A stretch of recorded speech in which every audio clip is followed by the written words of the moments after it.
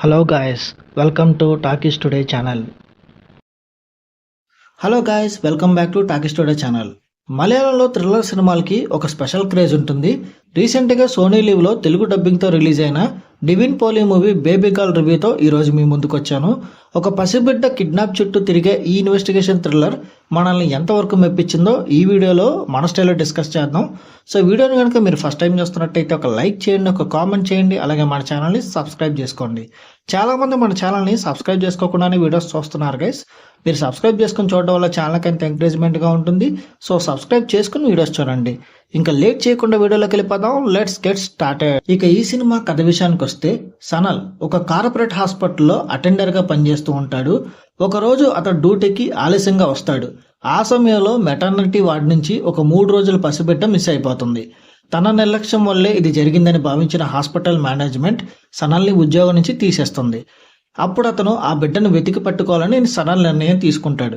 ఆ క్రమంలో అతనికి ఎదురైన సవాళ్ళేంటి, అసలు ఆ బిడ్డని ఎవరు కిడ్నాప్ చేశారు, ఈ కిడ్నాప్ వెనుకున్న అసలు రహస్యం ఏంటి అనేది ఈ సినిమా యొక్క మెయిన్ స్టోరీ. ఈ సినిమా పాజిటివ్ పాయింట్స్ ఏంటో ఇప్పుడు చూద్దాం. ఈ సినిమాలో నటించిన ప్రధాన పాత్రధారులందరూ చాలా న్యాచురల్ గా నటించారు. శామ్ సేస్ ఇచ్చిన బ్యాక్గ్రౌండ్ స్కోరు సినిమాని బాగా ఎలివేట్ చేసింది. విజువల్స్ కూడా చాలా బాగున్నాయి సినిమాలో. ఈ సినిమా మైనస్ పాయింట్స్ ఏంటో ఇప్పుడు చూద్దాం.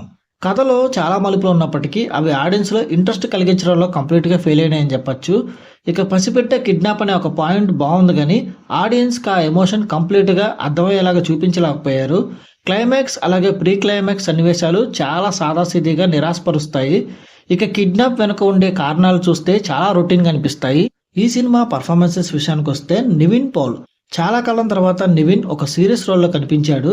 ఒక సామాన్య అటెండర్గా బాధ్యత గల వ్యక్తిగా ఆయన నటన చాలా బాగుంది. ఇక లిజోమోల్ జోస్ జై భీమ్ తర్వాత మళ్ళీ ఆమెకి ఒక మంచి పాత్ర ఈ సినిమాలో దొరికింది, చాలా బాగా నటించింది. ఇక ఈ సినిమాలో నటించిన మిగతా పాత్రధారులందరూ వాళ్ళ పాత్ర పరిధి మేరకు చాలా బాగా నటించారు.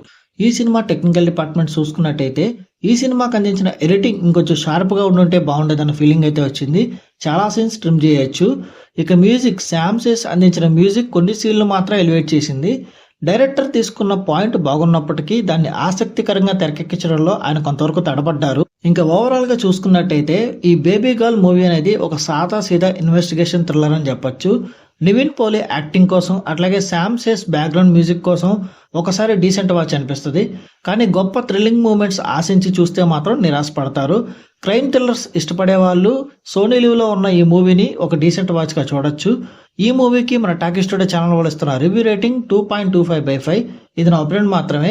ఈ సినిమాని మీరు ఆల్రెడీ చూసినట్టయితే ఈ సినిమా మీకు ఎలా అనిపించింది అనేది కింద కామెంట్ సెక్షన్లో మెన్షన్ చేయండి. ఇంకెవరైనా మన ఛానల్ సబ్స్క్రైబ్ చేసుకోకపోతే ఇప్పుడే సబ్స్క్రైబ్ చేసుకోండి. వీలైతే పక్కన ఉన్న బెల్ బటన్ కూడా ప్రెస్ చేసి పెట్టుకోండి. ఇదే వాళ్ళ వీడియో గాయస్. మళ్ళీ ఒక మంచి వీడియోతో మీ ముందుకు వస్తాను. Thanks for watching. జై హింద్.